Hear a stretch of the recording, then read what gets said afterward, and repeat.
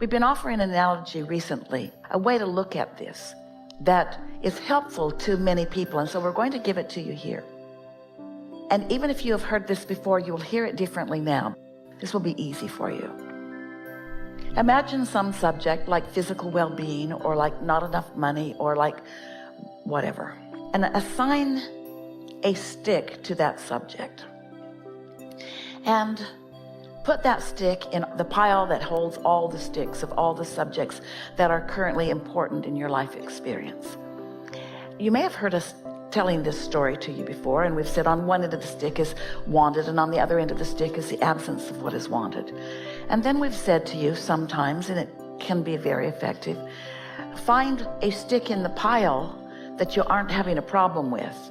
And instead of focusing upon the stick that you're trying to solve the problem, focus upon one of the sticks in the pile that isn't a problem and focus on that.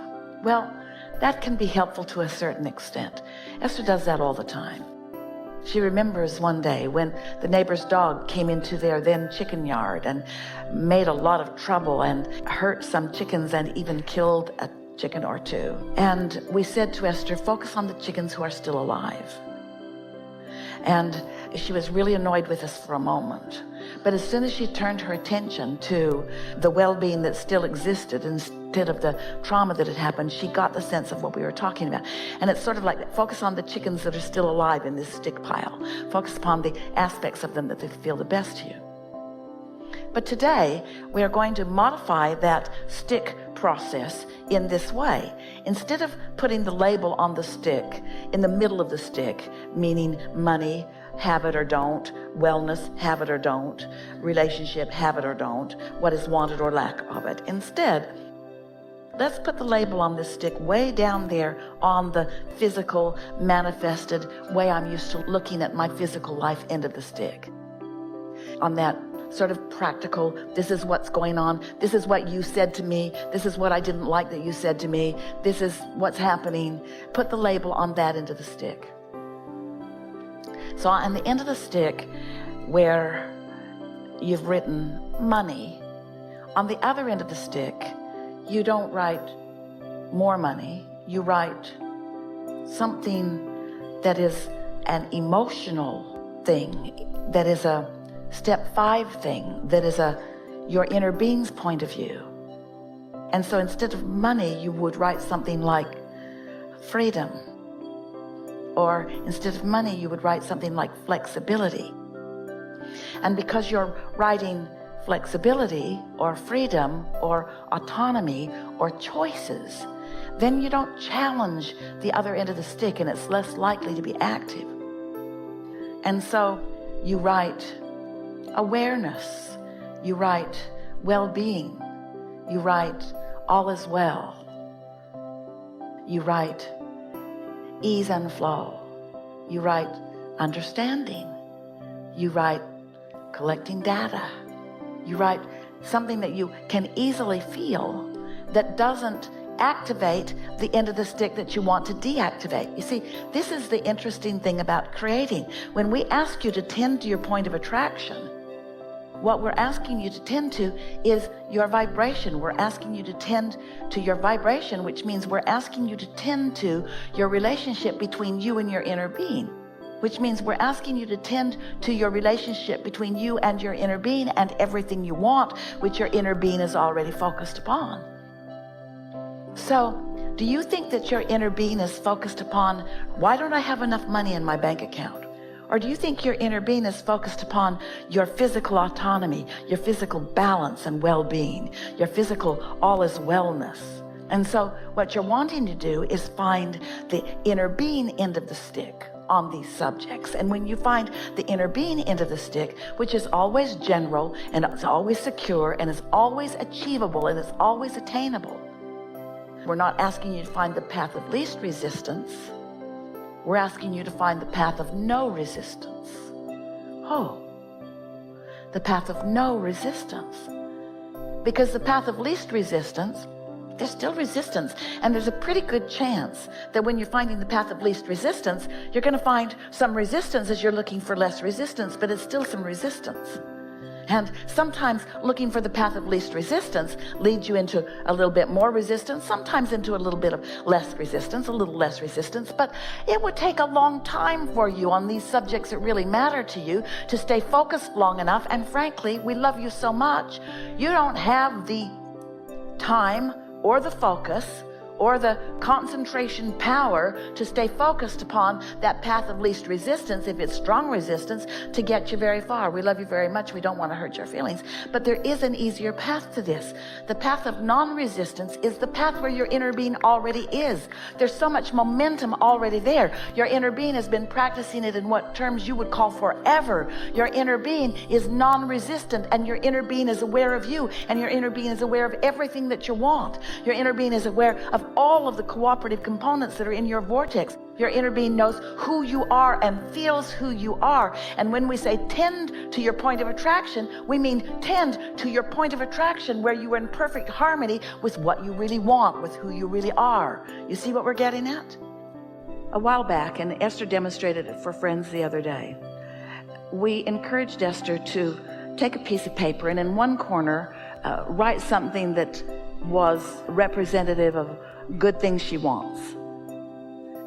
And in the other corner of the paper, we asked her to put a symbol that was evidence or an indicator of things unwanted. And then we asked her to make herself a dot right in the middle of the bottom of the paper. And then we asked her to just begin daydreaming. And so she thought a thought that was in harmony with all the good things she wants. We just began drawing a little line from where she was in that direction.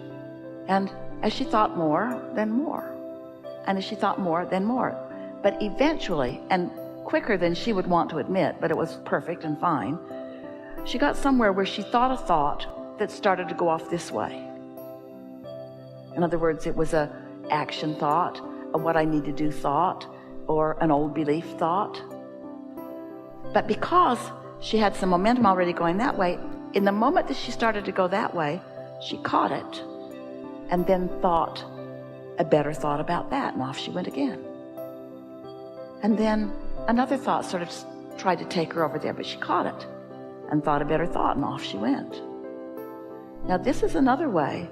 In other words, you can, if you're in a good feeling place and you are sensitive to the way you feel, you can think the thoughts deliberately.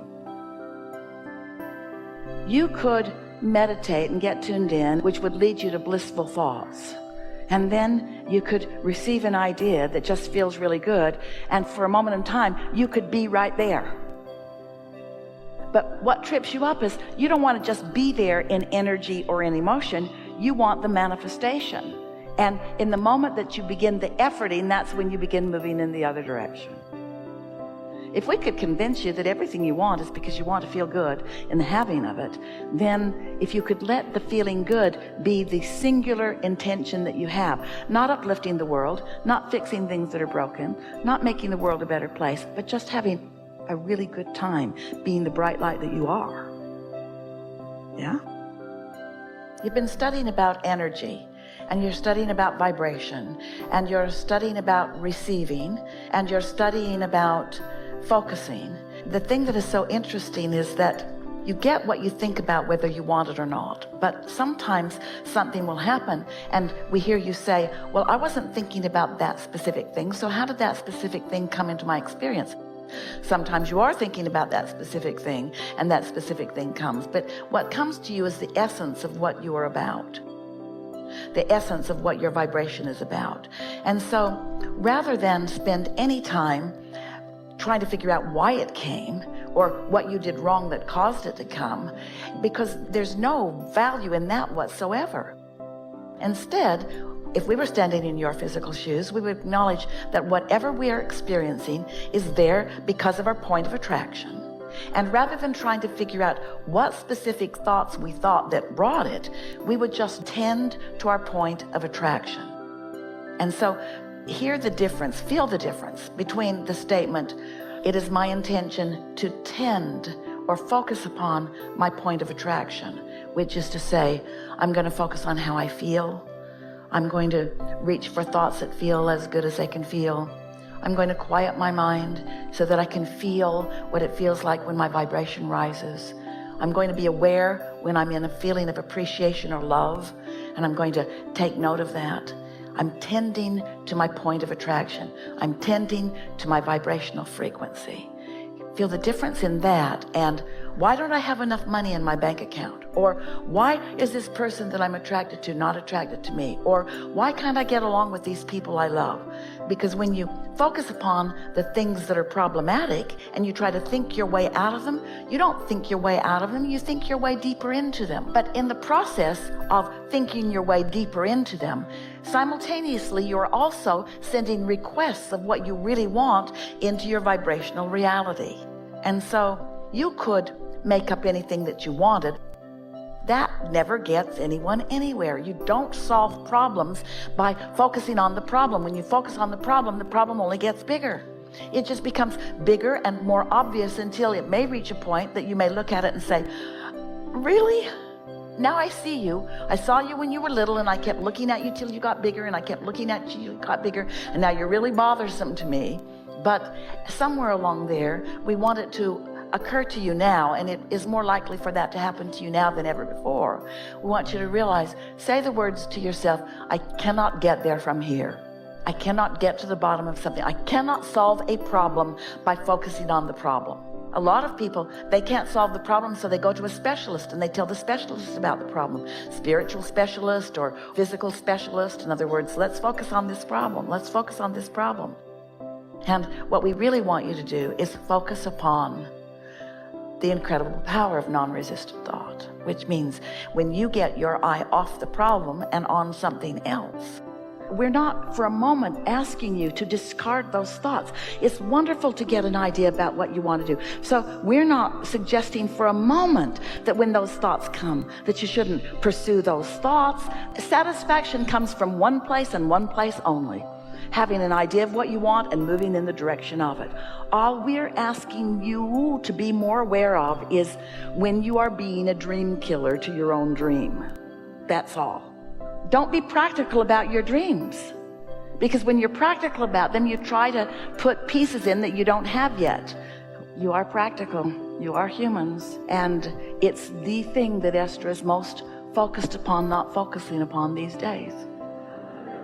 It's the thing that she's most focused upon not focusing upon. She wants to jump into action too soon because the dream doesn't feel like it's enough, but it is. The dream is enough. And if you can dream it and it's enough, and dream it and it's enough, and dream it and it's enough, and dream it, it's enough, it will demand things of you that you can't not give it, but they will be things that are in harmony with the dream. The impulse will be so strong that nothing could keep you from following that. And that's the difference between receiving the thought and trying to think it into place. Did you get that?